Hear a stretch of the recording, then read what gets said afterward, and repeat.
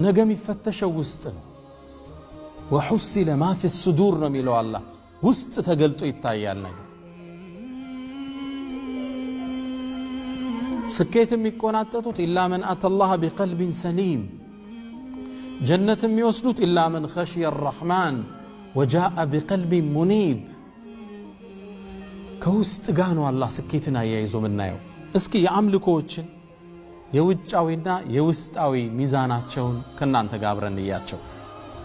ለምሳሌ ሶላት ውጫዊ መገለጫው ሩኩዕ፣ ስጁድ፣ ተሸሁድ፣ መቀመጥ፣ መነሳት፣ ማሰላመት።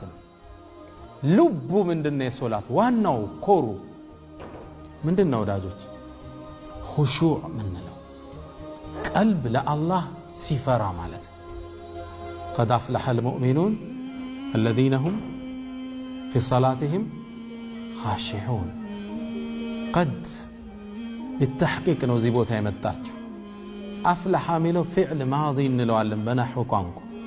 ማዲ ነው፣ ፓስቴንስ። አላህ ስኬታማ ይሆናሉ አላለም፣ አፍለሑ አለ። በቃ ስኬታማ ሆኑ፣ ዘጋው። ገና እኮ የውመል ቂያማ ተመዝነው ስኬታማ ይሆናሉ አይደለም። ኻሽዕ ከሆኑ አፍለሐ ተዘጋ፣ ስኬታማ ሆኑ። እነማን ስትል የመጨመሪያ ሲፋታቸው አለዚነ ሁም ፊ ሰላቲሂም ኻሺዑን። የኛ ጭንቀት ብዙ ጊዜ ምንድነው? ሶላት ላይ እግርን ስለመግጠም ውጫዊ ላይ ነው ትኩረት። እጅ ደረት ይሁን ሆድ ላይ ይሁን፣ በዚህ ነው አይደል የምንጣለው? እዚህ ፊዚካሉ ላይ ነው ጠባችን፣ አካላዊ በሆነው ጉዳይ ላይ። ትልቁ ሚስጥር ያለው የት ጋር ነው?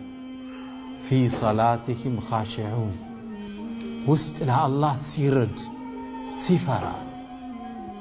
የሶላት ገጽታ አሁን የጠቀስነው ነው። ሶፍ ሰርተ መቆም፣ እግር መግጠም፣ እጅ ላይ ይሁን ታች ማረግ፣ ይሄ ነው ሚስጥሩና። ግን ዋናው ፓርቱ 99 የት ጋር ነው ያለው? ልብ ቀልብ ውስጥ። ቀልብን በፍራቻ መሙላት መሰበር ማለት ነው።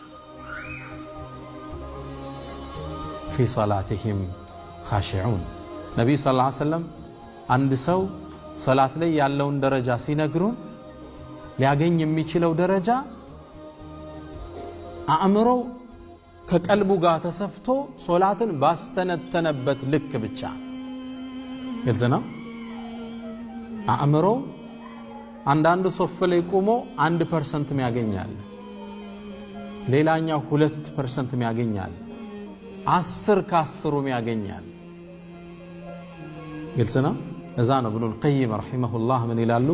ሁለት ሰዎች እኮ መስጂድ ላይ ገብተው አንድ ሶፍ ላይ ይቆማሉ፣ በዛ ሶላት ላይ ያገኙት የደረጃ ልዩነት ከመሬት እስከ ሰማይ ያለያያቸዋል ይላል። ይሄኛው ኹሹዕ ላይ ነው። ሶላቱን አስተንትኖታል። አናስተነትንም ብንልስ ምርጫ አለ? ከሶላት መውጣት እንችላለን? ገብተሃል እኮ።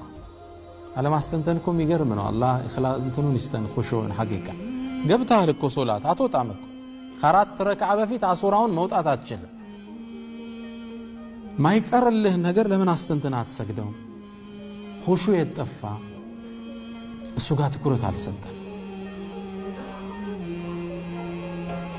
አንዴ ይባላል አንድ ኢማም ከሰለፎች ውስጥ መስጂድ ኢማም ናቸው፣ ሊያሰግዱ ገቡ። ማሰገድ ጀመሩ አላሁ አክበር ብለው። እርሳቸውን አጋጣሚ ወደዛ ሰፈር ሊጎበኙ የሄዱ እዛ አካባቢ ሰፈር 3 ወጣቶች አሉ። ተጅዊድ አቀራራቸው ፐርፌክት ነው። መስጂድ ገቡና ተከትለው ሰገዱ። ያን ሰፈር አያውቁትም። ሲሰግዱ ኢማሙ ሲያሰግዱ ትልቅ ሸኽ ናቸው፣ ግን ተጅዊዳቸው ደካማ ነበር። አንደበታቸው ብዙ አይሰማ እና እንደምንም አድርገው ሶላቱን ሲያሰግዱት እነዛ ሰዎች ሶላት ላይ ሆነ ወጣቶቹ ተሳቀቁ። እንዴት አይነት አቀራረብ የሚቀሩት? ምን አይነት ሶላት ነው? እየተቿቸው ሶላትን ጨረሱ። ሶላት ውስጡ ነው ድምጽ እያሰሙ አስተካክል ይሏቸው ነበር እያሉ ሰበርከው ምናምን ለማለት። ሶላት አለቀ። ዞር ሲሉ አዩዋቸው፣ ወጣቶች ናቸው። ተግባቡ። ከዛ ሲቀሩ ሰሟቸው፣ ተጅዊዳቸው ፐርፌክት። ከዛም ሶላት አለቀ። ወጣቶቹ ወጡ። ስላሰጋገዳቸው እየተቹ እያወሩ ጉዞ ጀመሩ። በረሃውን ሲያቋርጡ አንድ ትልቅ አንበሳ ፊት ለፊታቸው መጣ። የት ይግቡ? ሩጫ ተጀመረ። ዛፍ ላይ ተንጠለጠሉ። እንዴት ይውረዱ? አንበሳው ቆሟል።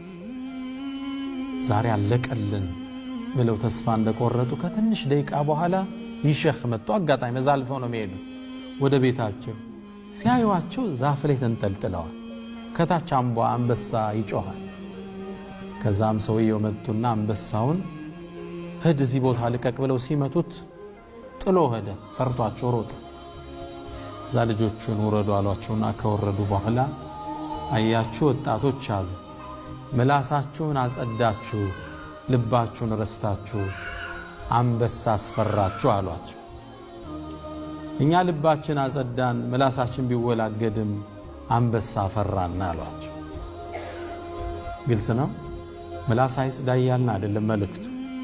ትልቁ ትኩረት ግን ለውስጥ ይሰጥ። ሶላት ላይ ስናስብ ኹሹ ጾም እንምጣ። የጾም ከምግብ መከልከል ከሚያስፈጥሩ ነገር መራቅ ነው አይደል? ውጫዊ ህግጋቱ፣ ውስጣዊ ማንነቱ ደግሞ ለዓለኩም ተተቁን አላህን ፍራቻ ማዳበር ማለት ነው። ሐጅን እንውሰድ። ጠዋፍ ማድረግ፣ ሰዕይ ማድረግ፣ አረፋ መቆም፣ ይሄ የውጫዊ ዒባዳው።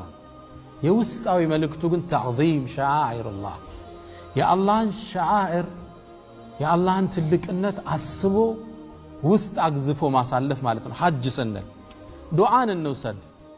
ዱዓ አካላዊ መገለጫው ምንድነው? እጅን ቂብላን መቀጣጨት፣ ከቻልነ ውዶ ማድረግ፣ ቀድመን ወደ ቂብላ መዞር፣ እጅን ማንሳት፣ አላህን በጥሩ ቃላቶች መማፀን ነው። ይሄ ላያዊ ውጫዊ የዱዓ መገለጫ። ውስጡሳ ምንድነው? የዱዓ እንኪሳር ስብር ማለት ወደ አላህ መዋደቅ ከውስጥ ይፈልጋል።